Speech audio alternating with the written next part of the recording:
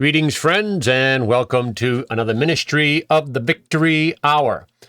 This ministry is brought to you by the Lord's people at Clavel Assembly in Foster, Rhode Island. My name is Jim Gallagher, and I'm the pastor at Clavel Assembly.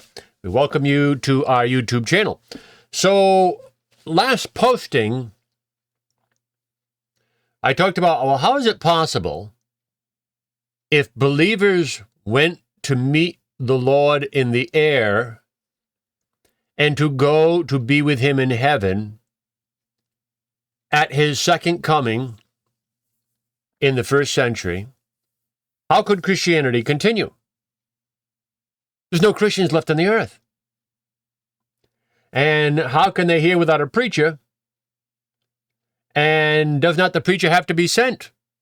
Who's going to preach the gospel to them? The unconverted? And so it's very logical. I mean, I understand the question. It's one of the first things I asked myself. But I showed you last time around, well, that's, actually, when you think about it, it's pretty easy to explain. I'm not going to go through all that again, but just go watch the last posting. You'll see that. And it really just amounts to the idea that they've been hearing the gospel for a full generation. The epistles were there. People saw the miracles of Jesus. There were people alive that had heard Jesus. They had maybe seen him perform miracles. And if some didn't see it, their fathers saw it and told them about it, or their uncles, or some other friend of theirs.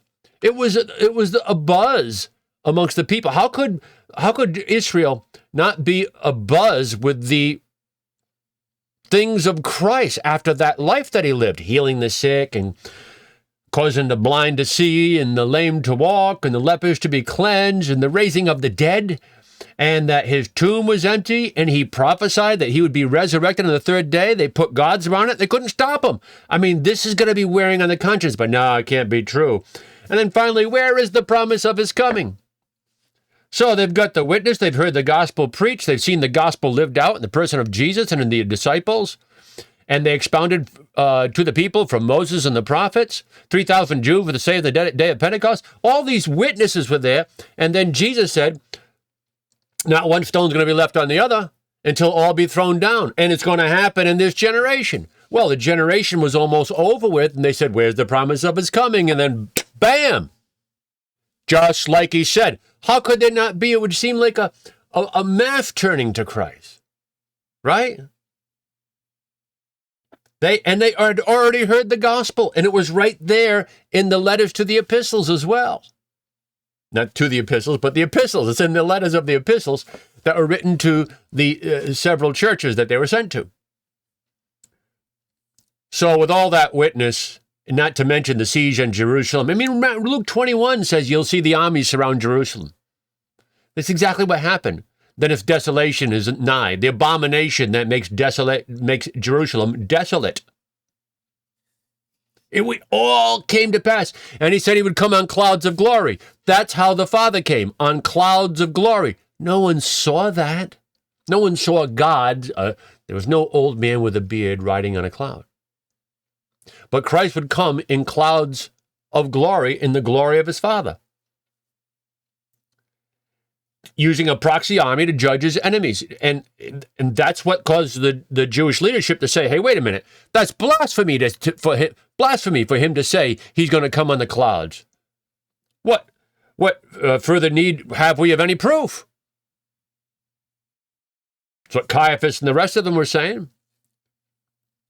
And yet it all came to pass as Jesus said. Yeah. I don't think that the earth was ever without Christians. And those that were receiving Christ at that time were the ones that were going to continue the faith. Though they might all be brand new in the faith, they've been hearing the gospel, they've seen the witness of the apostles and of Christ, or they've heard of it directly from the previous generation, a father, a mother, an uncle, a cousin. And the witness was there. And now look what they're doing. And I believe many were coming to Christ as soon as the armies began to surround Jerusalem. Hey, wait a minute. And so people were probably coming to Christ throughout the whole process. So we answered that question. Here I am kind of reviewing it, and I said I'm not going to. I can't help myself. I don't usually, I'm not big on, eating and drinking in church. Like, do your eating and drinking, then come to church. And we don't have any rules against it. Some people may have issues, dry throats or whatever. But, it's coffee time in church. Oh, I have a little coffee shop in the back of church. No, I'm not going to have a coffee shop in the back of the church. Go to Starbucks if you have to. I wouldn't do that. I'd rather go to Dunkin' Donuts, although, you know what? They're not like they used to be. Not as good as they used to be. McDonald's used to have a good coffee. Back when they used Newman's, that's what I thought. But I don't really drink caffeinated coffee anymore. I am today. That's the only reason I'm doing this. I'm doing this early in the morning. Because I got someone coming over today to work on the room next to me. There's going to be banging and noise and, I got to make this video in order to have it get posted in time on Monday. So I said, I gotta. And I need the coffee, and I usually drink decaf. Not that I want to, but I need to. And I said, I know I'm having full caffeine coffee today because last night, Paula and I, my wife, we went with another couple from Clavel, and we went to see Vince Guaraldi. Not Vince Guaraldi, but a Vince Guaraldi premise concert over in East Greenwich. And so, of course, he's the fella who did all the music for Charlie Brown. Don't you love the Charlie Brown music? I mean, I've always loved Charlie Brown music. I like that style of jazz on the piano. I love it. You know what? If you ever want to check out someone doing jazz piano, listen to Mr. Rogers. When you watch Mr. Rogers' Neighborhood, I got to tell you this story. I'm sorry. You're going to have to get a little bit of me when it comes to preaching the word, because it has to be filtered through this limited, strange brain of mine. Make no apologies for it. It's not like, this is the meeting on Sunday, although sometimes I'll do this, right from the pulpit, because we're human beings. The Lord works with us. I wouldn't want to do anything inappropriate. But, let me suggest to you, so if you, and I'll just tell you a story. Can we do this? Or is it so hardcore, we got to hurry up and get to this because I got to find every answer? Look, you'll be doing that the rest of your life. This is the nature of the Bible. So enjoy the journey through the scriptures. Enjoy it. Don't make it some sort of miserable marathon that you got to hurry up or God's going to drop an anvil on my head. I think that's what some people think. What was I talking about? Oh, yeah, so go to Mr. So when I was in college, I never watched Mr. Rogers growing up. I was, I just didn't, I mean, I've seen it come on, so what? I was too old. But one time I was, I began to listen. I go, hey, there's something really cool about Mr. Rogers' Neighborhood. And it was the guy who played the piano. And he shined ever so much at the end. So Mr. Rogers say, won't you be my, he says his goodbye song. What was his goodbye song? It's such a good feeling to know you're alive. Is that what he did? Bye, friend. He walks out the door. And then it has the closing credits, and they're rolling across the screen with the little play neighborhood and the screen. And as that's playing, you've got maybe, I don't know how long it was. I never timed it. Say like 45 seconds of music and credits. And the pianist would go wild. His name was Johnny Costa. You can get his CDs. Johnny Costa, Cofta. Go online, go to YouTube, and hit some Johnny Costa songs. He was a world-class jazz pianist. And he gave up all the fame and fortune just to do that children's program with Fred Rogers all those years. And he could have been a world-class, he was a world-class player, but sought his fame and fortune. But he thought, this is good. This is a good cause. And it allowed him to stay at home in Pittsburgh and He didn't want to have to be traveling and leaving his family. He was a good man. But his piano, and there was some closing credits that's going off, and the guy's flying. And one time, really, really good. And I was mesmerized by it. So I'd have one class on a particular day. It ended at a certain time of day. And this is at college. I was going to Bryant University. I have to drive back to Scituate in Rhode Island. And if I got home timely, I'd get in the door just at the very end of Mr. Rogers in college. I have to rush home to go watch Mr. Rogers. But I wasn't going to watch Mr. Rogers. I wanted to hear the closing credits.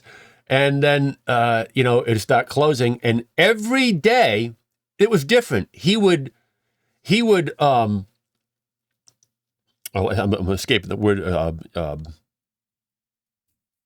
ad hoc. There's a very common word for it. I just get, it's early in the morning. I need more coffee. He would just improvise his solos. It was all based on that closing song. Fred Rogers sang the same closing song every day. And Johnny Costa was playing live while he's singing live. And then he just continued with the song. So it's all structured over that one song. So year after year after year after year, episode after episode, he was doing improvised solos to the exact same song. And they were different every time. And some of them, they were all masterpieces. And some of them were like completely blow you out. And I was just like, wow. And one time Fred Rogers was asked about that. You find that music? And Fred Rogers says, no, I like Johnny Costa's music. He's an excellent piano player, and I think little children appreciate it. And I know I always appreciate it. Maybe I'm just a big kid. And it wasn't until years and years and years later, I think when I was like in my 30s, I had a computer, and then I discovered, hey, wait a minute. I now know who that guy was. I remember the name, but back in the day, there were no computers to look stuff up, and I never thought he'd have CDs. And one day I was online, I found out, whoa, hey, he has CDs. I got his CDs, and I'll tell you, Johnny Costa. So anyway, we were at, going on. Went to a Vince Guaraldi style concert.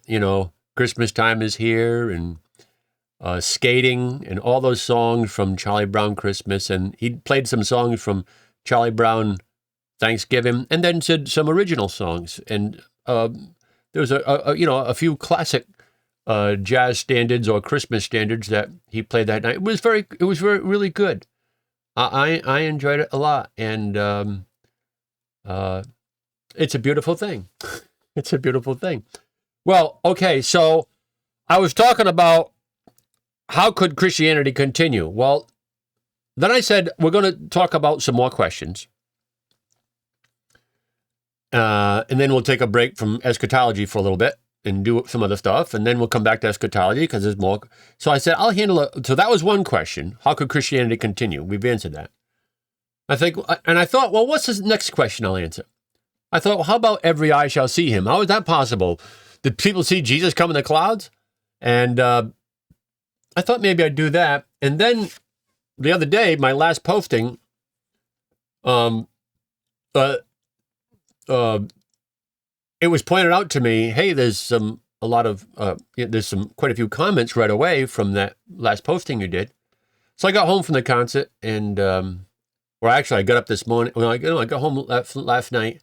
It was like 11:45 or something, and I looked at my phone. Oh yeah, and there's some good questions here. I'll just use this question. So that's what I did. But I realized the next morning someone's coming over to do some work right next the room over there that is adjacent to that wall, and they're going to be banging, and so I had to get up early. And this is all just to explain why I'm drinking coffee. I'm not a big let's drink coffee. One time, I'm sorry, I'm in the mood to tell stories. Maybe it's early in the morning, but one time I went to an evangelical church, and this is quite a few years ago. My dad, my mom were there, and we were there, and there was a praise band, and there was a worship leader, And it was a woman, and as she's up there leading, she's got a water bottle, and and all, praise the Lord Jesus. And I'm thinking to myself, that's a prop for looking cool. I mean, this was years ago. This was, it was just the in thing to always be drinking water out of a water bottle. Now it's not so hip because, those plastics, But back in those days, it was cool. That was virtue signaling. See me? I'm drinking water. And yeah, cool. Yeah, we get it. And it was a little bit irritating to me. And tell this story. So we were driving home, and my dad was in the back seat. And my dad was a straight shooter, a nice man. He wasn't as expressive as me, like we had different personality. He was a prudent man, more so than me, I guess, at least in mode of delivery. And so I thought to myself, I'm sure my dad wasn't that pleased with the worship band and the worship leader, and for maybe some other reasons too. But so he's in the back, and I'm just looking in the rearview mirror and say, "Hey, Dad, so what do you think about the woman leading the singing there?" With no hint of what I thought about it, because I thought it was like, oh. It's a detraction from the worship of Christ. It's not an addition. But anyway, I asked myself, I said, what'd you think, And my father's in the back seat, and he just says, I think she needed to put a nipple on that bottle. It was not really characteristic for him to answer so coarsely. That would be coarse for my father. And it made me laugh. I always remembered it. It's a good memory of my dad. She should have put a nipple on that bottle. Yeah. And I'm thinking to myself, yeah, that's right, Dad. Yeah, she should have. So, yeah, maybe I need a nipple. I'm a big loser this morning. And I get my head in gear. So here's the question. We got to get to a question. Here's the question that was asked to me. And this is from, I'm sorry, I don't know. I only got like 4 hours sleep last night, too. We got back late, and I have this sleeping problem. And I usually sleep like 4, maybe 5 hours, sometimes 3.5. I can't get back to sleep. And this has been going on a long time. So I'm always functioning on, And so I got this question here.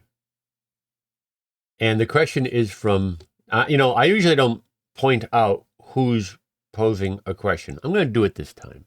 Am I really telling tales out of school? They post it at the bottom of my YouTube channel for everybody to see publicly. So I don't like responding specifically by name to folks. But I think I'm going to do this because I have something nice to say about the man. It's Ditch Digger Pew Sitter. I like that name. Ditch Digger Pew Sitter. Well, I hope he's more than a pew sitter. But actually, I think he was a fella who explained why he's a pew sitter. I don't know if that's the same guy who said, well, because I believe in a first century parousia, they allow me to attend the church. I can't take communion though, because they don't really love me. I can't recite the things they want me to recite from their futurist perspective. So maybe that's why he's a pew sitter.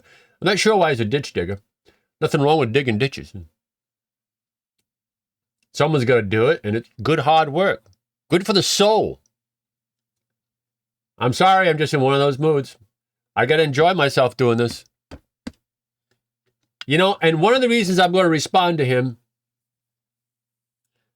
is because, he's taken issue with what I'm saying, but he does so in a Christian way. There's some people that, that all they have is something negative to say, even when they agree with you. It's like a negative thing, or you can take it two ways, and it's just like there's always like speak with forked tongue. No, I don't respond to that. I don't. I tend to just gloss over that. I'm not. Life's too short. I'm too busy to mess around with people that just don't say what they mean. And I don't mean, but here, this man's saying what he means, but he doesn't do it in a nasty way. There's a spirit of grace, and I appreciate it. I can look when there's differences between brethren, but they can expound on these differences with grace and still show respect to the person that they're disagreeing with. I greatly admire that, and I think that's a Christian trait. Now, when we're talking heresy and the harming of the cause of Christ, well, then, I take my gun out of my holster. You know what I'm saying? But I'd rather leave it inserted, and that's only a measure of, last resort. So, ditch digger, pew sitter. I do like the name. It's a good name, ditch digger. Hole digger, bench warmer. And here's his question. He says, like your work, Pastor Jim. Well, thank you. He says, some thoughts up front. I am CBV, and that stands for corporate body view, because I made some references to corporate body view. Preterism scares me off for several reasons. One of them is these fellas almost never talk about regeneration, salvation, the new birth. And there's some reasons for that. Now, there are some, and someone says, well, this one guy does, and he's like a new and upcoming guy, only been on the preterist scene for like a couple of years, and he talks a lot about the gospel, someone said. It may have been someone else. And that may be, but you'll find that's more true with the people that are newly into it, and the longer they're into it, the gospel it becomes preterism central. Corporate body, preterism, mystical, everything has to be reinterpreted. Nothing can be taken for granted. Central. And out goes the window of gospel concerns. That's how it strikes me. I'm sorry. You watch these guys, they don't like preaching the gospel. And when they hear me do it, it's probably legalism in their minds. And a lot of corporate body view people have gone, the guy who made corporate body, the thing. And was it the cross and the parousia? What's his name? I'm drawing a blank on his name. You know who I mean if you're familiar with this. I'll think of his name, but what's his name? Is it the cross and the parousia? I've just drawn a blank on it. I mean, I know it very well. But that guy who made corporate body view the thing, because before that, and that was in the 70s, he's the guy who trained Don Preston and William Bell. And he got Ed Stevens going. But then Ed Stevens, after a while, says, there's this corporate thing, there's some issues here. And then he became individual body view, which is what I am. So there's a split in the camp, but it used to be before the cross and the parousia. What's that guy's name? I know it. I know it. You don't have to text it to me. I'll know it as soon as I finish this, or maybe while I'm talking about something else. But Ed Stevens says, no, individual body view. And that individual body view was the belief of preterists up until then. The corporate body view is the modern version. And I can understand how they come to some conclusions, but the other conclusions it drives them to seems to me like warning flags. Something's off. Houston, we have a problem. But that doesn't mean they can't be good people on that journey through corporate body view.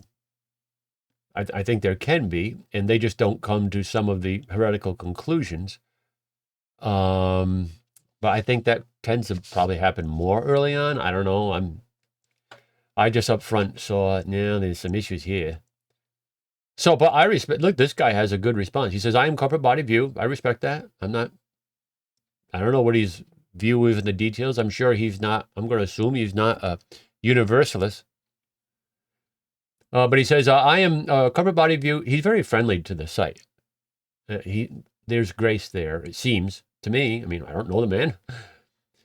But he says, I am corporate body view, but not all worked out to the jot and tittle in my mind. In other words, what I was talking about. So some questions. This is the question I want to be dealing with. How much time am I? How long am I going? I've been telling story after story. I didn't mean... Oh! I'm going to have to title this one Story Time. I don't know what I'll entitle it. Does this deserve to be the beginning of the series? This is going to be a little series to answer this. It won't be that long, but we're going to be a little series. But I want you to hear the question. I am corporate body view, but not all worked out to the jot and tittle in my mind. Some questions. Number one, why would it be necessary for the Christians to leave Jerusalem before the war if they were to be changed and taken out? And then he has a second question. The second question is going to be the series. So for today, with my little time I got left, I'll just answer the first question today. That way, this won't be part of that series. This will be story time and this question. Let me read the question again. Why would it be necessary for the Christians to leave Jerusalem before the war if they were to be changed and taken out? I'll read the second question. Second question, which is what the series will be on, starting next time. Would we not have some historical testimony about those missing saints? They were believers in Caesar's household. I would expect some testimony of some kind from those communities all over. I think the corporate body of Christ was the remnant that was raised from the planted seed of the old covenant. Okay, now he's just going to describe what he believes about corporate body. Well, I'll read it. I think the corporate body of Christ was the remnant that was raised from the planted seed of the old covenant, being destroyed in the flesh and raised in the spirit. The birth pangs and the new man, the church, which is the spirit-filled body of Christ Jesus, was raised. The church victorious, never gone away, as is patently evident in the last 2,000 years, and I expect it to go on.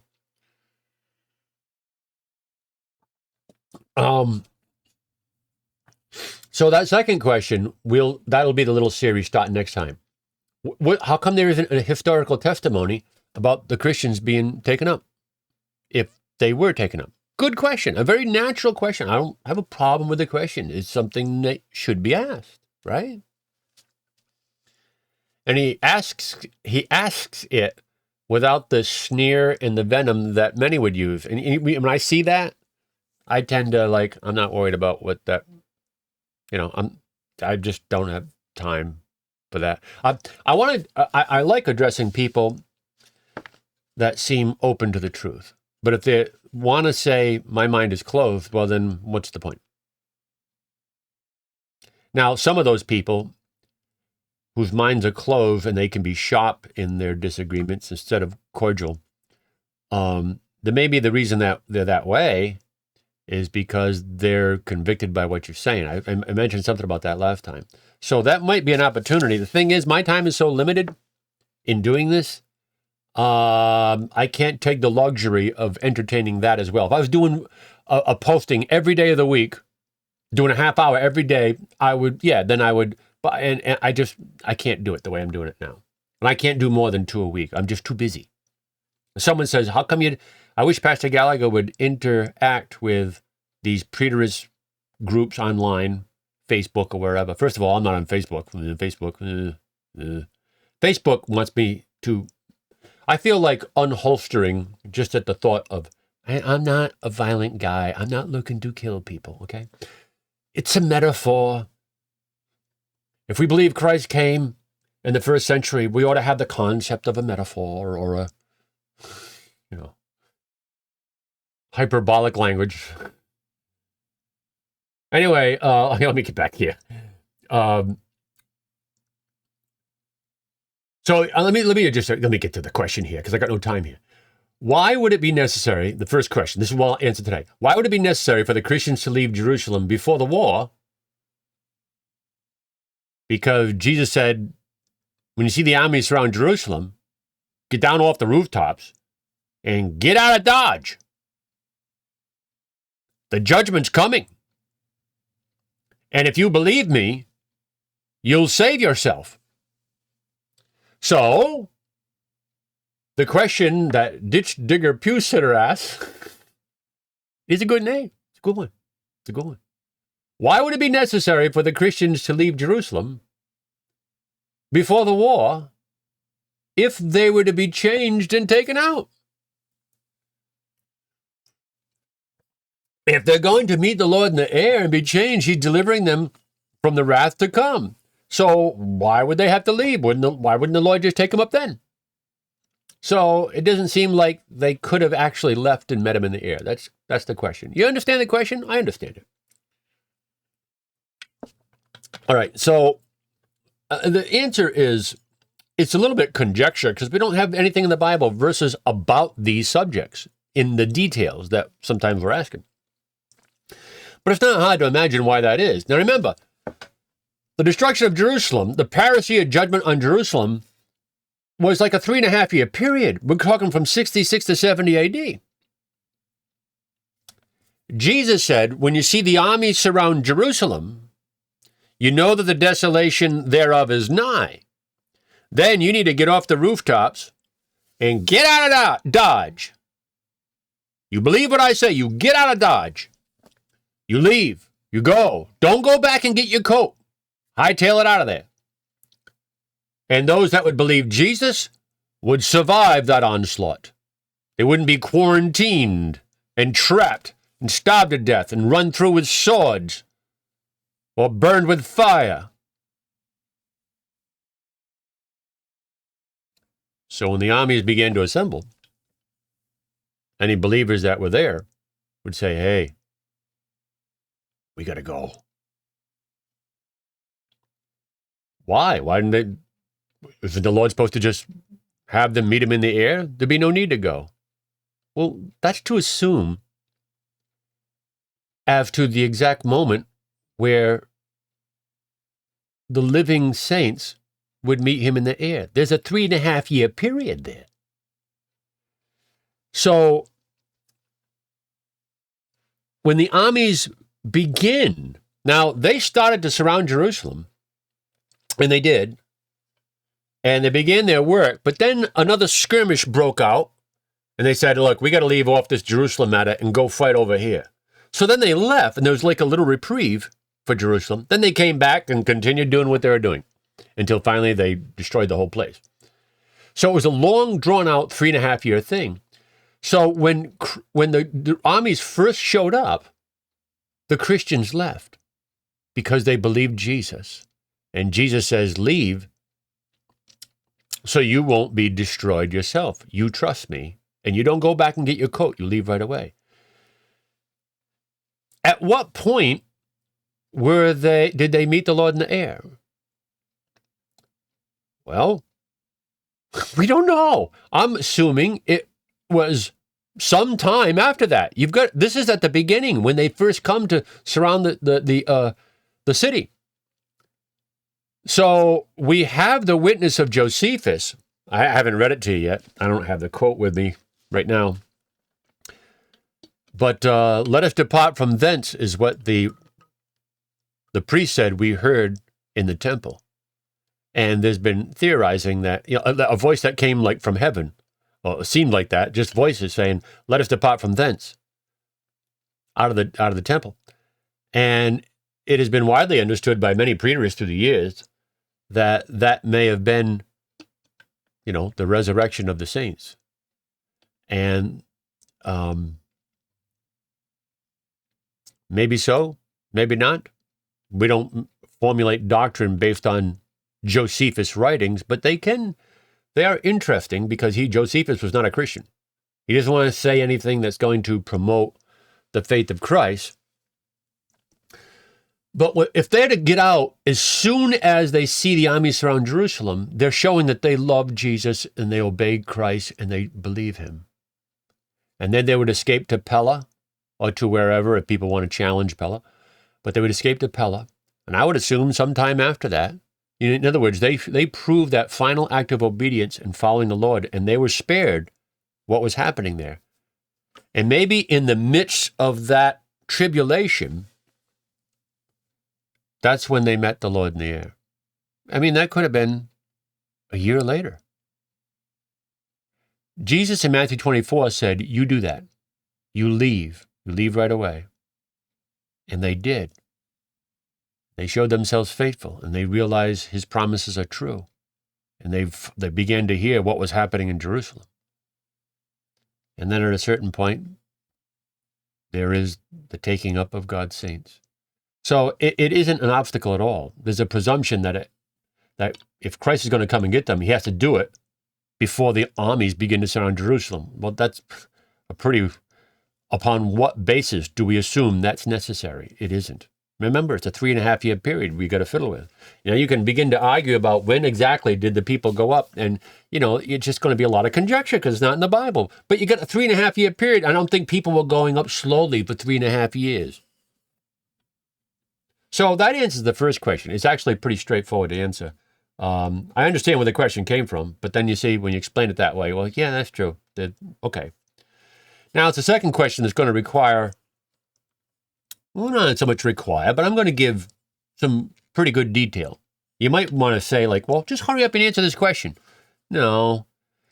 If you hurry up and answer questions, then people find they try and wiggle their way out of it. And so, there's the desire to self-deceive if our boat feels like it's being rocked. I'm not trying to rock anybody's boat, to be honest with you. I'm just saying the way I'm seeing it. And I think it is true. We have to, we're